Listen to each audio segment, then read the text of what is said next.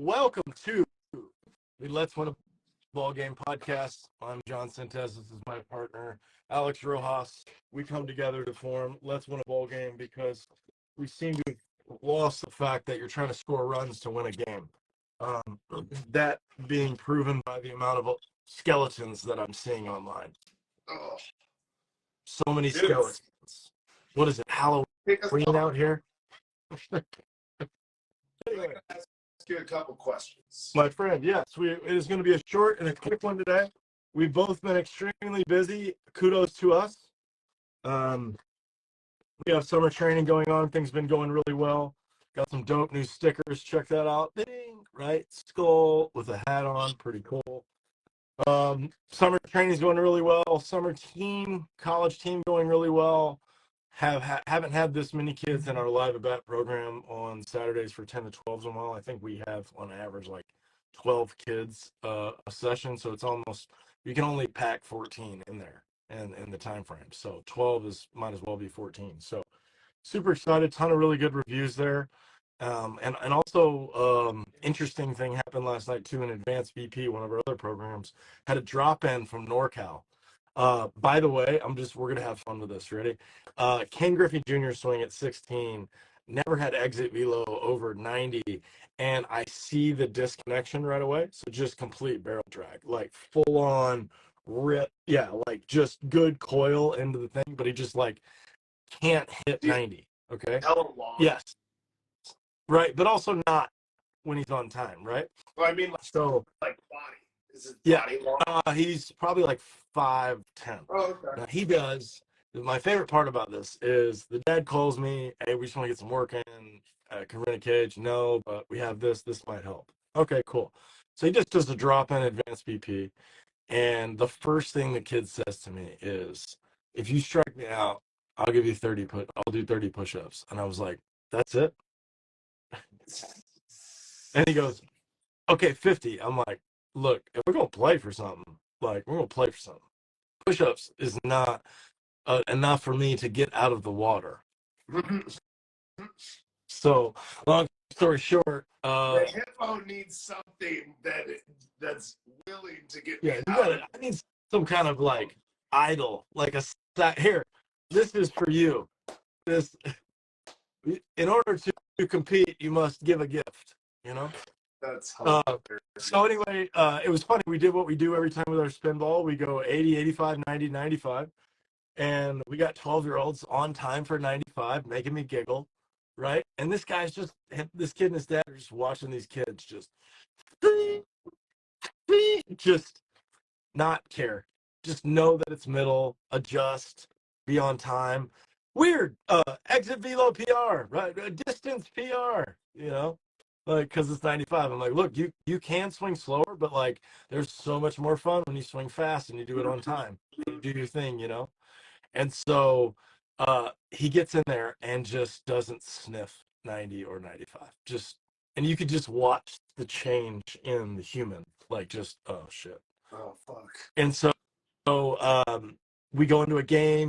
He does really well in the game. We put it back to like 85, and then we get to 90, and then I jump in.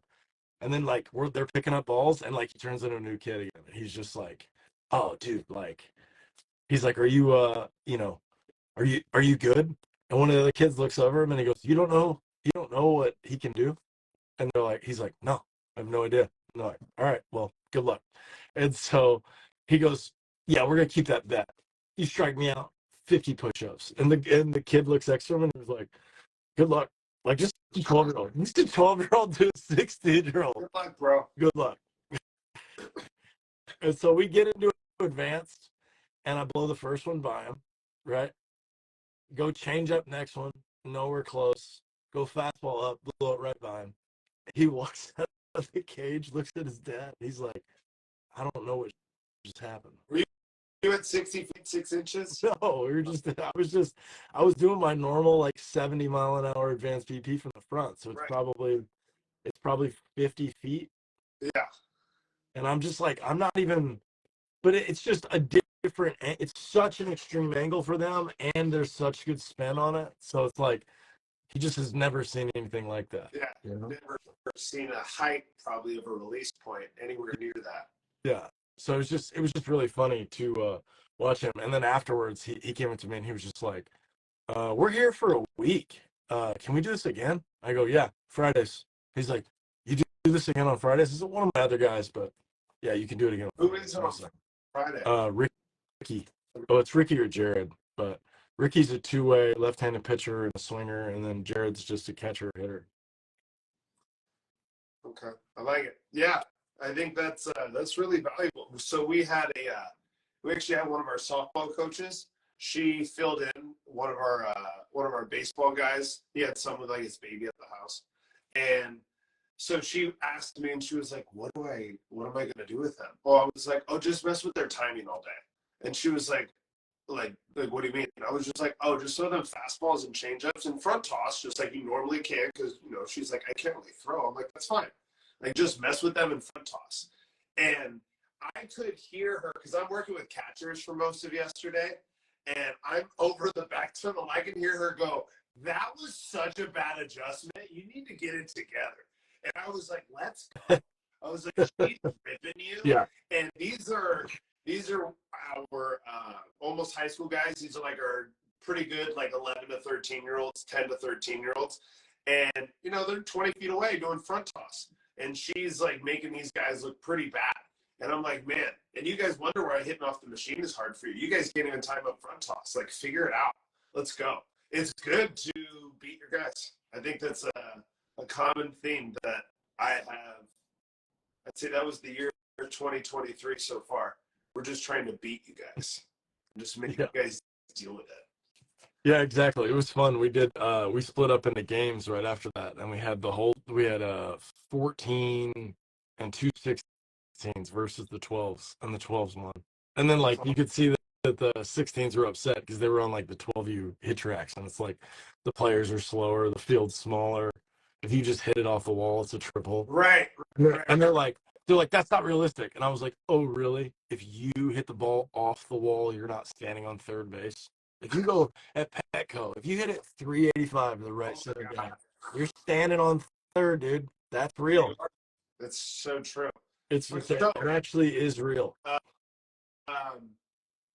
been watching a hell of a lot of college baseball. Yeah. I'm very fortunate that I've been able to do that while I do computer work. But one of the things that I saw yesterday, and I'm going to talk about two games. Well, I shouldn't say just yesterday. I want to talk about Oral Roberts for a second.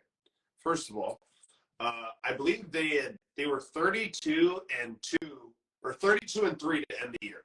That's how they ended their year, right? That's a pretty good way to end the last 35 games of your season, right?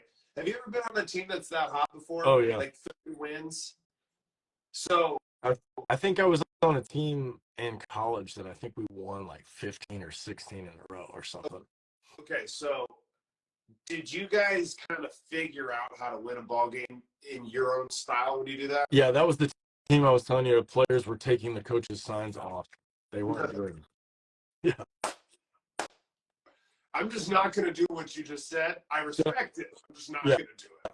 And it was just all hidden well. That's all it was. So, like, he never great. even. That's great. So, at some point, you have to just understand, like, oh, yeah, we can compete with anybody as long as we play our game, right? So what was your guys' game, if you could, like, think about it? I mean, those guys just hit. That's it. Just okay. Yeah. They just smashed. Yeah, they just. Did like, you guys need bullpen? Or you guys? No. We had like in college D2 you got like 5 or 6 dogs. Right. Right. But all of the starters went. I guess we didn't do this really during the season, but I remember we all went like CG, like in the conference tournament and the playoffs. That's like all there were like 3 of us, and we all went through 9, and I remember being like, oh, we're fresh. We should win it. No, we didn't. Lost 2 in a row. Yeah, it's hard. It's so hard to win those games. It's still so hard. So this is what I wanted to bring up about Oral Roberts. They had won 32, and maybe it was like 32-4, because I think they were 32-3, and then they lost their last game, so it was 32-4. Still, out of 36 games, they won 32. That's pretty good, especially against some of the competition that they were playing in the regional and the super regionals, like they had to beat some pretty good baseball teams. Yeah, for sure. Um, We got to go on a trip. There isn't Keep going. oh no, you're fine. No, good. There isn't like from what I've seen, like Florida. I know how Florida is going to beat you. They're going to hit the ball over the fence and then they're going to throw fuzz, right? And you could see how Oral was going to beat most of their teams was we're going to get on base, we're going to hit the ball in the gap, we're going to get base hits, and then we're going to let our defense work when we pitch. Mm-hmm. And I don't think that there's any styles that teams are known for, even like in a high school sense. Like for the most part, I feel like that's how you get really good at how you make players is you decide that this is how we're going to play baseball. This is how we're going to develop our guys. And you actually create a practice plan around that.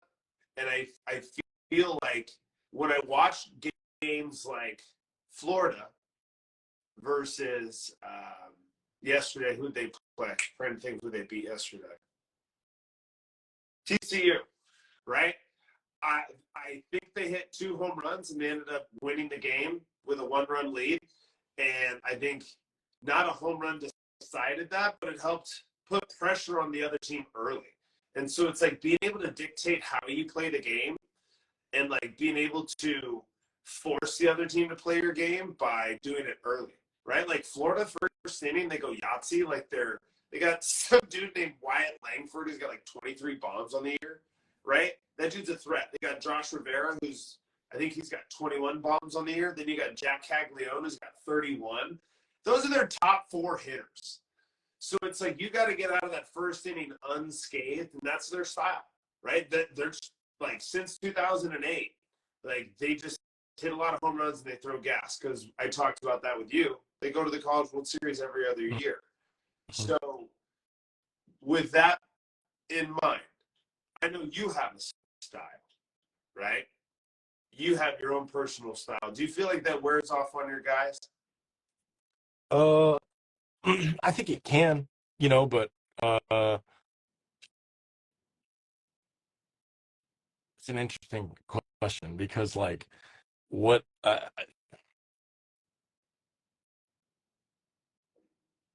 because they got like 2 or 3 more way loaded questions. No, I know, but it's an interesting question because yes, of course, I convince everybody to throw a cutter because it helps everything else, right? So there is that. So yes, of course. And you're also seeing the thing that like every elite pitcher that you're seeing in the College World Series, they have cutters. Yeah, like a lot of these guys throw cutters. Yeah, weird. Maybe they saw my video. Maybe also weird. Yeah, right. Yeah, I think on the style part of it, I could see how you could say that, right? But the goal would be, okay, so yes, I would say yes, but also the goal is still to show them all the available cards in the deck and them choose how they play the cards. I agree with that. I think that's the biggest thing. And then there's also, strategies of like only throwing breaking balls and what that does to your fastball and only throwing fastballs and what that does to your breaking ball. So there's almost a yin and a yang to each one. So watching a team like Wake Forest come out of fucking nowhere with like this, like I didn't know Wake Forest was that good until last year, like last season, just because there was a couple of highlights that came out, like on the College Baseball Network and like Wheels, where I was like, these guys can play ball. Okay. But then this year, they have a guy who's now the all-time home run leader for Wake Forest. I think he's in the top 5 for the ACC. And then you've got 3 of the best pitchers in the country. The best batting, or not the best batting average, one of the best offenses in the country. I was like, where did this style of baseball come from? It's back to what I talked about. I kind of have some inside information on that too. Then I want you to give me your inside information, but it goes with the same idea. I think Wake Forest is in North Carolina, Salem, Winston, like North Carolina or something like that, right? Dude, that area of the country has some of the best recruiting classes right now. And so, like, whatever that style of baseball is, it's a really successful thing. It is indoor training. Boom! That's what I was thinking, too. Yeah, because it rains like a mug over there. Bro, and it's mountains and reps, yeah, bro. Like mad reps. and I'm pretty sure the new turf like technology of like how it absorbs rain is probably going to do nothing but help them too, because a lot of their stuff gets bang from it. We have a guest that wants to join here. It's perfect timing for this. Who is it? You're gonna love it. It's our man Bradley Roberto. Oh, Berto, what's up, Berto? Here, let's get him in here. Oh, He's a black Yo. fan. there he is. There he is. Oh, the legend. What's up? Hey, so we were just going over College World Series stuff. We're on Wake Forest. What's your take on how that region of the country keeps producing some of the best baseball players in the country, like the North Carolina area? Yeah. Go ahead. Say the stats again. Well, this is what it was. Like this year, I think that region of the country, if you count the Carolinas as one state, right? They had like 8 teams or 9 teams that were in the regionals. Just that area of the country alone, right? And so you're looking at what he said, it's got to be indoor training, right? Because those kids, they're not all just coming to those places. They're also from that area. They're from those places, right? You don't get kids from Michigan to go to Wake Forest. You probably get a kid from Virginia or Maryland that's like in those local areas, right? Yeah. So do you think, because you're from SoCal, so you got to play outdoors every day forever, right? You never had to worry about rain coming down onto the field and stuff like that. So, like, what advantage does indoor training now? Like, even though you may not need it in SoCal, but always having the advantage of having it versus having to go outside and do reps. Well, I think like now that, obviously in college I played on the East Coast, and then now with indie ball I'm all over, and I'm getting from people all over, right? What they like, especially younger kids now, is that they actually have a period of actual development where not just developing skills, but they're developing their athleticism. They're in the gym sooner. You know what I mean? There's like a real off-season type thing, right? And obviously indoor training, it's like it's more focused on the development part. You see now with high school and college kids that they are putting up like big league metrics, right? The kids are throwing 100, right? Kids are running 6'3s. Kids are 6'6", moving like ninjas. You know what I mean? And stuff like has been insane. It's ridiculous. It's ridiculous. So me being a kid from SoCal, especially a smaller guy, everyone kind of preached to me, it's like, oh, you just need to be a good hitter, right? You're never gonna have the pop of a big leaguer or whatever. So just be a good hitter, be a good hitter, be a good hitter. And as a kid, I didn't know any better, right? So I became a good hitter, right? I could put the barrel on the ball, I could face pitchers, I could do all that, right? But there was a period in my life where I actually spent developing like, okay, let me get elite tools by the time I'm 18, right? For me, it would be a speed thing, right? So obviously I'm not tall, right? So say if my goal was to run a 6'5" and under by the time I'm 18, you know what I mean? Or whatever, whatever it was. Now you stand out, right? You stand out in terms of, in terms of like something measurable versus, okay, he's a good hitter. Oh, but he's playing in South Carolina, he's playing in SoCal. What's really a good hitter, right? A 6'5", a 6'3" is a 6'3" anywhere. Throwing 95 is throwing 95 anywhere, right? So that's how kids are getting picked up now, especially with affiliate ball. You got to have big league stuff to play in the big leagues. It's not like, oh, can you get this guy out? It's like, all right, let me see you throw 95. All right, now let me see if you can get this guy out, right? Let me see you run that 6'5". Let me see you throw 95 from the outfield. Let me see you hit a ball 500 feet, 110, exit velo, right? And then now we'll take that guy and see if we can make him a good baseball player, right? And kids are getting exposed to that type of training, maybe on the East Coast, wherever it is, just early on. They're getting functional movement by the time they're 8, you know what I mean? And they're doing that all the way up to their 18, you know what I mean? Max Clark, he said his most impressive thing wasn't the way he played baseball, where his numbers, he's like freaking front loaded reverse lunging 400 pounds, you know what I mean? Like, of course he's got big league stuff, right? And now he's actually a good hitter too. So now makes him number one high school prospect ever. I was wondering about, what's the earliest age you would allow a kid into the weight room? I wouldn't necessarily say weight room. That's what I said. Start building athleticism by 5. This is where I want to play devil's advocate. We all know that eventually weight is what helps you produce more performance, right? Weight, so resistance. Let's say you already built the base. Let's say Berto is his trainer. when he was 10, right? At what age? Let's see, had him do like push-ups and like running and like his body weight. You can go Right? earlier in the weight room. 8, by the time he's able to like That's the coordinate his ultimate, movements, like earlier. producing more power. You have to move weight. You just have to, even if it's medicine ball. But like, I agree. Yep. Medicine ball, I agree. If band, you're some not kind of coordinated, resistance, right? I'm not going to give you a Anything, medicine weights. ball. Like, can you do a good push-up like 10 times in a row without stopping? Yeah. No. Yeah. Yeah.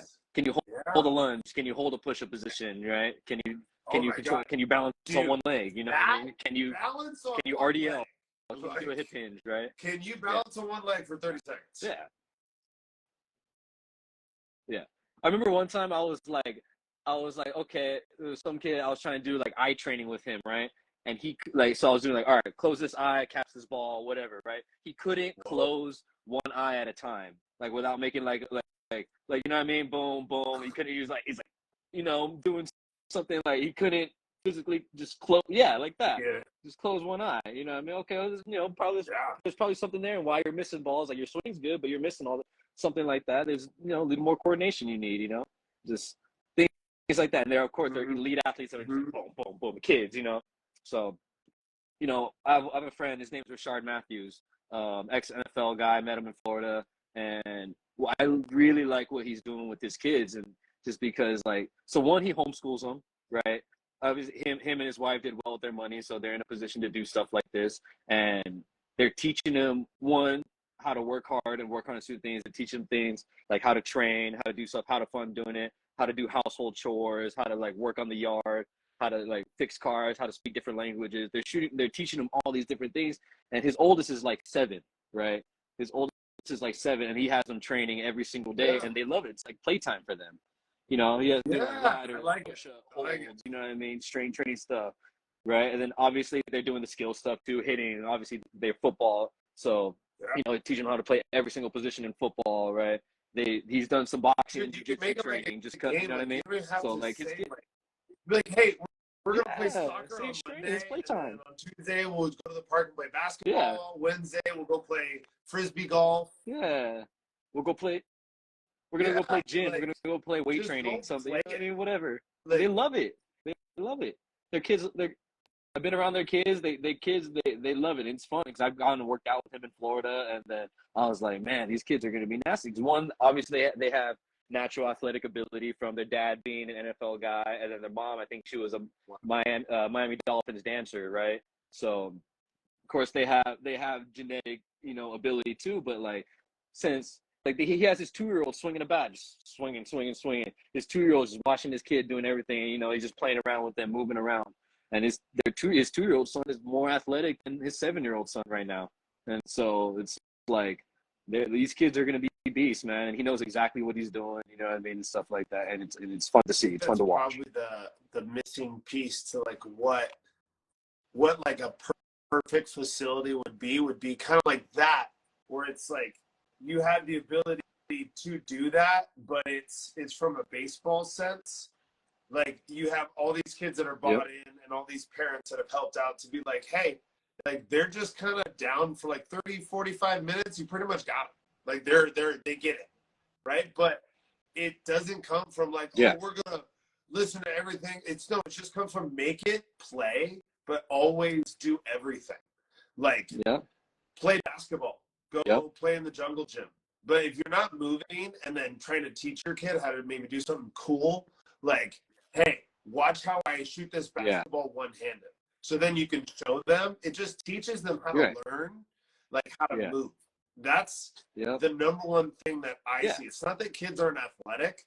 It feels like their parents never held their arm and moved it like this to shoot the basketball instead of they just always well, they just were like that, so I always just let them do that. It's we'll do this. Showed them, and never said no, that's bad. It's just no. You do it like this. You just move right. No, just watch this. Yeah. One thing I've seen Chase Darno, because Chase Darno is really good with his kids too. He does he posts his kids a lot, and he's someone that I've become friends with. I remember one video that I saw him doing was he took, I think his oldest son Jagger, right, when he was 2 years old, right, he put a little plastic bat in his hand, and he and like hold his arms and Yeah. literally did the swinging motion Yeah. over and over for him. You know what I mean? Yeah. Like just hugging him, Yes. just hugging him and just swinging and just boom, boom, just moving his legs on, just boom, just moving, just doing it over and over and over again. And the kid was laughing the whole time. It was fun. It was probably tickling him, whatever. You know what I mean? It felt fun to him. You know what I mean? Laugh, and then he put a tee on the bat, and his dad hit it for him. You know what I mean? Hit it for him, and then now it's just if you see his kid swing at freaking 7, I don't know how old he is right now. It's freaking money. And like he'll post videos of him playing wiffle ball. He's trying to strike his little 7-year-old out, you know. And then sometimes he gets him. He'll freaking piece one off of him and So run the bases, that and he brings me loves it. to something that I figured out recently from coaching jujitsu, because that was it, which was like, if you just kind of show them how to do it right, and you just always correct them, but you never tell them that they did a bad job, they're going to be really good really fast. Because it's almost like you have to treat them like a puppy. You have to expect that they're going to have no idea what's going on until they're like 8 years old. And then you can kind of error correct them a little bit. Yeah. But even then, it's still super sensitive. Yeah. Because, like, you don't want them to stop doing what made them good. Like, you want them to be still super, like, let's say this kid never missed the ball, ever. Even if he didn't hit it hard, but if he always touched it, that's a superpower at 7. Yeah. Like, if a 7-year-old never missed, I would be like, oh, my God, this kid's going to be the next Tony Gwynn. Right. Let's fucking go. But if I start to error correct him and try to make him look like Tony Gwynn, then that ability may start to go away instead of just being like, hey, just like if he starts holding his hands here, I'll be like, no. Remember when you had him up here? Yeah. Just like try to remind him of what they did. Dude, I showed an 8-year-old a video of himself. Yeah. Like I was like, hey, have you ever seen like a video? And I like scrolled and I showed him. And he was looking at it, and then he made the adjustment. You know, he doesn't really, like, not all 8-year-olds are super talkative all the time, right? But watching him, like, I could see him absorb what he was doing. I was like, do you see that? And could you try to get your elbow to do that? And he was just kind of like nodding. And then watching him do it, I was like, dude, these kids know a lot more than what we give them credit for in terms of movement. But they also have to have like an example. So the 7-year-old, it would be a perfect blend if you would have the perfectly bought in kids to work with like one stud 12-year-old, and these are like 8-year-olds, and then you're like, that's how you do it. And then those 8-year-olds would be like, oh. Yeah, absolutely. Yeah, I'm gonna try to do that. Oh, it happens all the happens all the time at Cutternation when, like, you know, with the group training, right? Some 8-year-old, 10-year-old, 12-year-old might get paired up with a 14-year-old high schooler, right? Instead, right? Or like, you know, there's a stud high schooler and now the kid gets to see it, right? Or like, you know, when I had the best coach I had was the one that could show me how to do it. And he was a big leaguer, right? Damian Jackson, right? He was the best hitting coach I've ever had. And he was the first one to actually show me how to do the movements, right? And kind of instead of like telling me what I did wrong, but showed me how to do it right? But then it's awesome to see at Cutter, right? When you get those mix of age groups, it's like, it's better for when I see a younger guy doing better than like an older guy, right? There's a stud 12-year-old and we have the machine, right? Sometimes I say like, we'll put it on this, and I'll do it on purpose too. Like I know that this younger kid can hit, and then like this older kid, like he's good but not the best, right? Whatever, and I'll put it at the same exact speed, and this 12-year-old will be absolutely mashing it, right? It'll be absolutely mashing it, and then it gets the older guy, whoever's not as good at that time, to buy into a little more because they see what it actually like. What the right thing looks like, you know? And I kind of did the same thing with one of the big leaguers that came in. He's a Twins guy, right? And I didn't, you know, at first, you know, we were just, you know, I was just kind of hanging out, letting him do his thing, whatever. And then finally I actually hit with him, right? And the machine at the same exact speed, but then he saw me like actually like boom, whack, catching the barrels. And he goes, and at this point, like I had a wrist thing and I hadn't taken a swing in a month, right? And so he did his routine, whatever. We started hitting on the machine. And I was like, oh, let me hop in on the machine with you. And I just start first swing, just whack, right?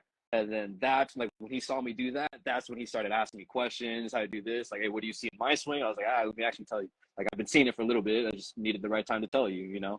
And then he bought in, and now he's doing really well. He loved it. You know what I mean? So it was great. John, you've been off this quiet. No, you guys were going. I was just excited, man. I was just sitting back enjoying that. I haven't heard Berto's brain in a minute, so it's always fun for. Yeah. Oh yeah. It's been exactly. Yeah, I know. I'm excited to hear about that too. Yeah, but it's been it's been really cool. You know, we have Birdos here too, so I'll say this online, but officially we're expanding again. We're moving to another spot, about 1,000 feet away. We're going to add another hitting cage, which just adds so much more. 1,000 feet away. Yeah, literally same complex, 1,000 feet away. If you throw a ball there, I'll give you a free membership. Yeah.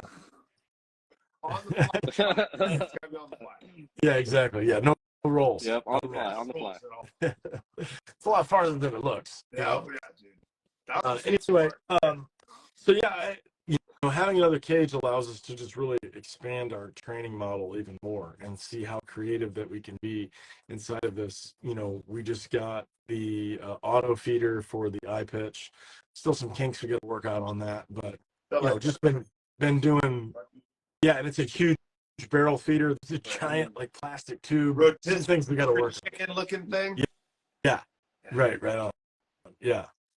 You can snag a hat on our website, by the way, for in the comments, people that are looking for hats. I think we're out. We have to put a hat order in. It's been a problem. Anyway, so yeah, I agree. Berto and I have really just been trying to design the most creative and effective thing. And now that we have this eye pitch, like Berto Advanced VP has been going wild. I told the story earlier that we had a drop in last night from NorCal because there's a big tournament down here today. And he had never seen 95 at distance before. And he's got that Ken Griffey Jr. on him too, dude. Like gets super decoiled, but also gets disconnected. Yeah. So just like Max Cohen and the other one, the righty. Yeah. Max wasn't there, but Max Cohen and the other one. But they were just on time for 95. Just 12 years old. Just and like this kid and dad were just looking like, what is going on? I'm like, they've been seeing it for like a month. Like a month, they've just been seeing 95 at 60 feet. Not short toss, not 46.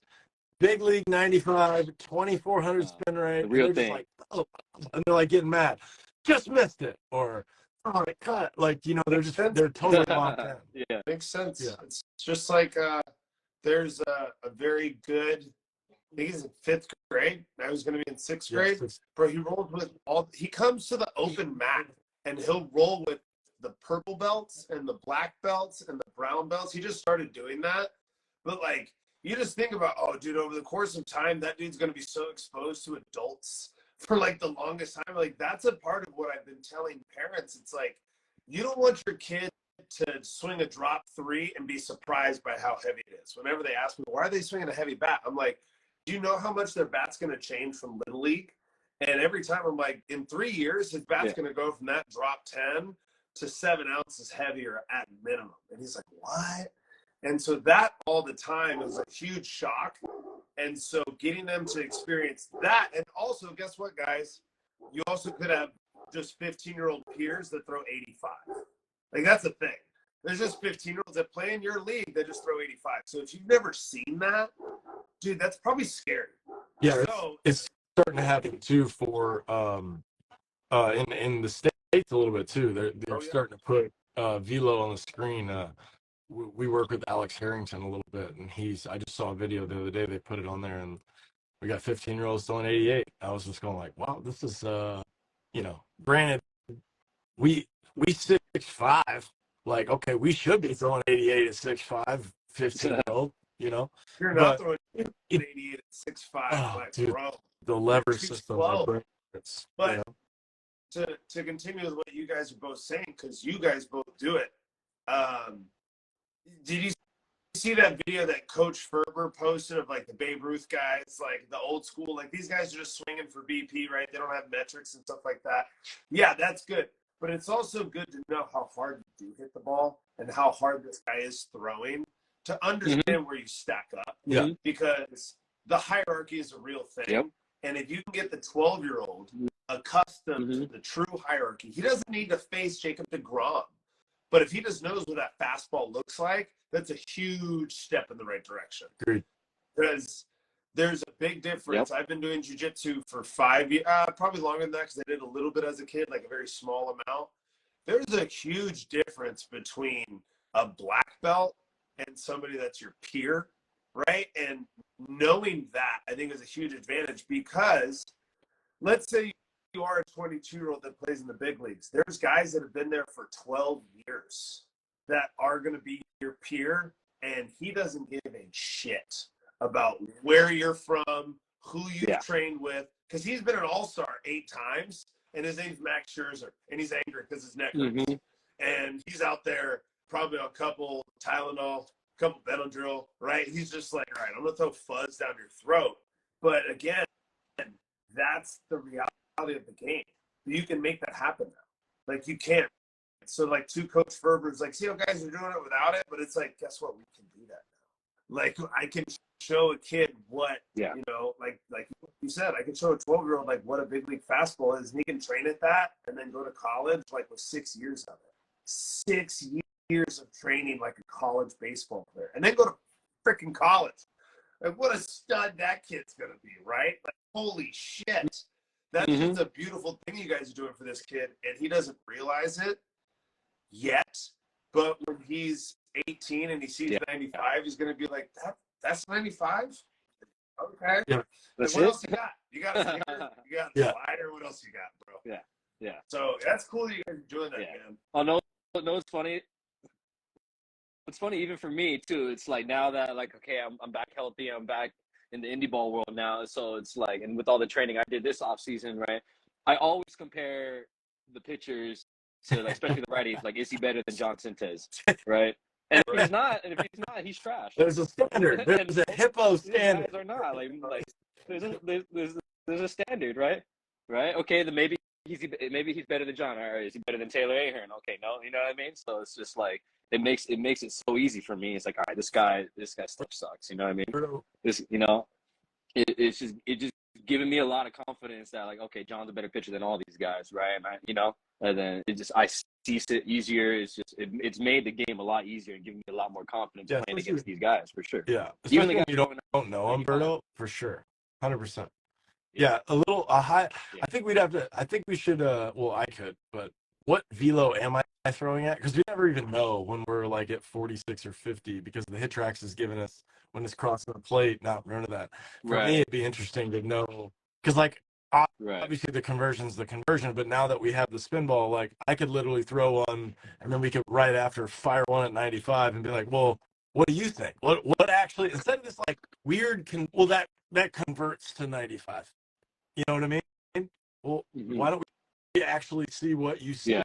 You know, because in video, in video we could time it up. Concept, that whole thing. Right, we could time it up from the moment it left the wheel to when it reached the catcher's mitt, right?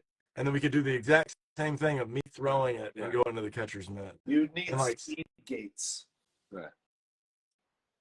Well, that's what I'm saying. You would just need to know it's that. only like it's just it would have to match. Right. But it's just the time from ball flight would have to be the same. It just reaction. There have to be increments of 20 feet and 2 inches. Right. Because if it's sick, or wherever the release point is, I guess, and then three or four instances of that, so you can, like, see it. Yeah. But what I was saying is that the reaction time, that's the only thing that translates, right? Is the amount of amount of time you have to react to the pitch. Other than, like, okay, like, obviously a 95-mile-an-hour fastball is going to have way more spin, and it's going to be coming from a further, spot, depth perception, right, than a 70-mile-an-hour fastball from 50 feet is going to have less spin and it's closer, right? So there's just obviously, like, yes, you have the same amount of reaction time, but seeing 95 from 60 is harder than seeing 70 from 50. It is. It's hard to square up because it's further away. You just upset everybody on the internet. Perception different. It's coming in faster. Upset everybody on the internet. It's harder. For sure harder. Yeah. Even though the reaction is exactly the same, it's harder. I feel like, to go again with what you're saying, in order to learn how to hit the hippo, right, you first must go over the line of, like, okay, let's say he only throws 88. I need to be able to hit 98, because when he's throwing a ball that's spinning so tight, like, that thing's just going to snap out of the middle of nowhere. So that's where reaction time comes in. Right. It's not even always about velo. It's like, can you react to that thing just changing direction? Because that's a thing. That's a huge thing. Like, a lot of, I'm not going to speak for John, but I'll definitely understand, like, he spins the ball really, really, really well. So if he's spinning it Mhm. tight, it probably looks like a bowling ball going down a bowling alley lane, right? You just got to find when's it going to Mhm. break, right? But when he throws it at 84, Yeah. good luck. Like, you have to find that. So if you don't know what spinning Yeah. at 95 looks like, dude, you're not going to hit that slider at 84. I know that doesn't sound right, but I know I'm right. I know I'm right. Because it's the reaction time of how that thing changes direction. Like Right. that shit is Yeah, it's different. And then, okay, one interesting thing was that when, like, remember when the Atlantic League moved the mound back a foot, right? 61.5. They did that test run, second half, right? It wasn't, so then I talked to all these hitters, right? And even the pitchers too, it wasn't the fastballs that made a dude, difference. that It was the off extra speeds, it was foot the on a curveballs, right? curveball. It wasn't like shit. that extra foot of Yeah. break is a lot compared to, like, okay, you You get have a to minuscule reach fraction so of time much to see a further as a fastball longer, pitcher. right? But Like your angle is way different. Yeah. further, right? It I'm just has more bouncing time to break. cutters That's all day. changing All too, Cutters you not know what I making mean? it. It's not Right. making it. Right. That was the harder part for both sides. Yeah. Yeah, dude. Yep. That was the harder part for Sure. Yeah, both that's the sides, first thing pitchers I and thought hitters. of. I was like, So who would have thought especially me that being was a it? down angle guy, Berto, that would like completely ruin the whole thing. Like, I'd be like, where the fuck is Yeah. my wrist? like that's literally Yeah, for changing. Like, sure. imagine, like, just for all hitters out there, just put a curveball 6 inches up. It's like, which one would you rather hit? I'd rather hit this one, dude. So it's Yeah. like 61 feet. That's a huge difference. I wouldn't say it raised the curveball a foot, Yeah. but it probably raised it 3 John- or 4 inches. Yeah. John, you got to face this guy, Dirty McCurdy, that just commented about the Atlantic League. He's a big boy. My boy out here. Dude, anytime. Big boy. He's going to come out to San Diego soon, but he's a big ass Yeah, lefty. you know, Kind of hits me, like me, but Berto. with a lot more I pop. love a good challenge. You know. He welcomes all. Yeah, as you can see. Yeah, Hey for guys, sure. this was good. Yeah, This was great. perfect. This was My dog's was. scratching at the door, so that door's about to come down. So we got to wrap it up for Yeah, sure. it's perfect. Perfect timing. I got to run too. So, well, Brad, thanks for jumping in. We'll set up another one and get caught up some more stuff from there. I always like listening to you two. All three of us really have some fun ideas together, and we see the. Oh, Yeah, real it was quick, fun, before for we sure. leave, John, Wake Forest, LSU. I'm going to LSU. Game to go. I'm going to LSU. I'm going to I LSU. like it. I mean, we know Yep, some Wake let's do it. Forest guys, so I probably should root for Wake Forest, but I feel like Who Tommy you got? Tommy Tanks. Wake Forest, LSU, man. I haven't been following. Number one baseball, versus number but, 2 in the Hey, country. Shoot, I don't know. Yeah, We're going yeah, number 2 LSU. then. We're going Yeah, up. I'm an LSU. underdog guy. We got to LSU. go number 2. I want LSU. Wake Forest to win. Let's I love go. their closer. Let's go. I just want to see that guy come in and close Yeah. the door. That guy looked awesome. He looked like Go he was to- 34 years Yeah. old, too. I I couldn't We'll believe see it. some bombs, man. John, would you Hell love yeah. to sign us off? Sure. Oh yeah. Appreciate it, guys. Please like and subscribe if you have not done so far. Follow all of us on here. This will be available on all major platforms. YouTube, Apple Podcasts, search Let's Win a Ball Game. It'll come right up. I think we're on episode 36, 37 now. So we've been cruising for a minute. So appreciate it. Love you guys. If you want to get struck out any moment, come on down. See ya. Later.